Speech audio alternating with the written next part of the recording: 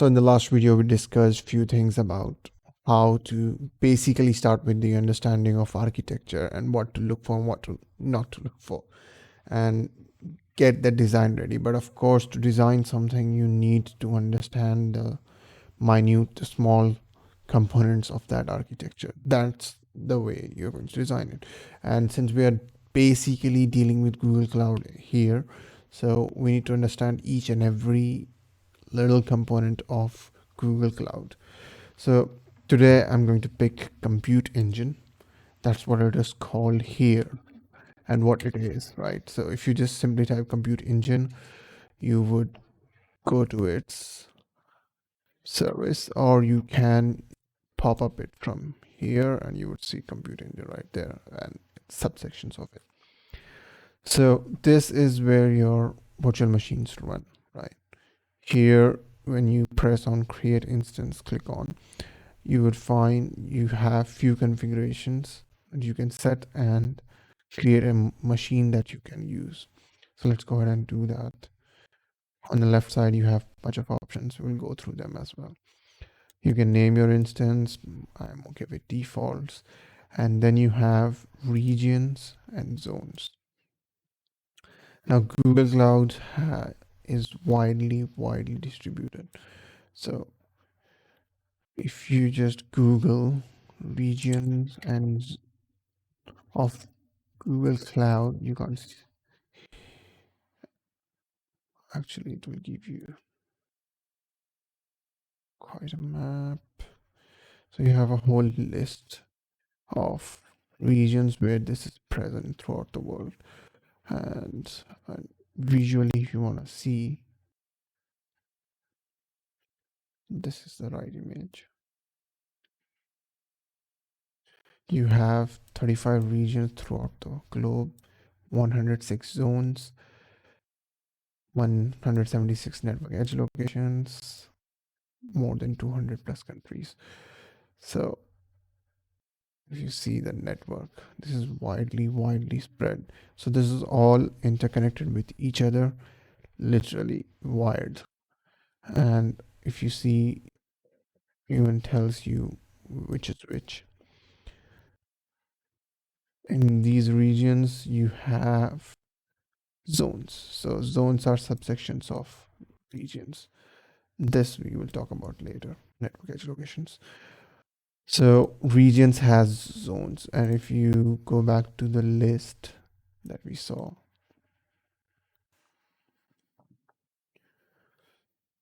so the Asia East one is a region.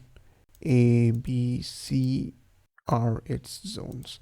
So these zones are spaced with some gap, not much, but they are ideally, almost the same location, but with some distance in case of any mishap.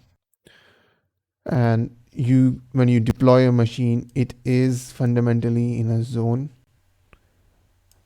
You could also spread it across regions, either one or two or multiple regions and multiple zones. That's the way we want to configure it. But right now, when they ask you, when we are talking about VM instance, one single instance, you have to choose which region you have to pick. Conveniently, ideally, it should be where you want to pick your closest to your client. So wherever your most users are, that's the ideal place to go for. But usually VMs are not used in production mostly. But yeah, that is the reasoning behind choosing a region. So right now we are good with US Central all time, far from it. Then obviously you will get to choose the zones within that region. You can pick any one of those. Now, the level of the performance depends on the machine type, which machine family you are picking up. Google has this clean interface. Do you want compute optimized, a memory optimized, or a GPU one? You can select series. They tell you the difference right there and there. You can read it. If you don't understand, it's fine. You can pick the E2 one or the N2 one for the beginning. Let's go with Intel Cascade Lakes and platforms. And here you can pick how much CPU and memory you need. So we are going with a very base one, 2 CPUs and 8 GB memory. And you can select the type of platform. Let's skip that for now. It's fine. Okay. If you need to deploy a container image to this VM instance, that is not the case right now.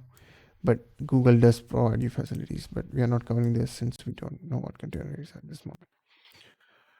And the boot disk is going to decide what your instance is. So right now, my personal computer, this is Windows, but what kind of OS you want to run and what kind of storage it has.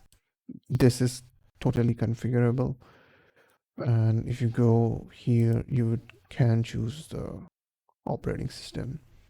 These are free of charge. If you go to Windows Server, you will be charged for this. Of course, Linux is open source, so that is fine.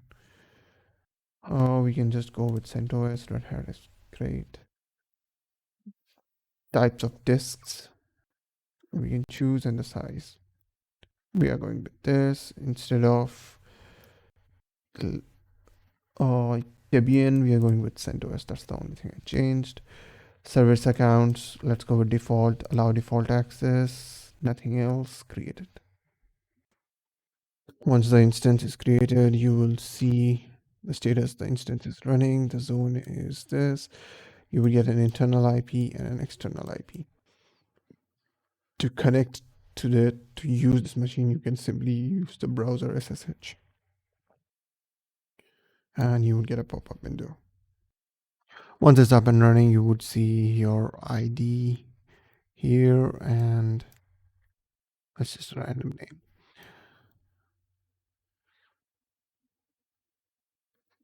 And your instance that is completely working Linux. Of course, there are no files. I'm here. If I go here to the root,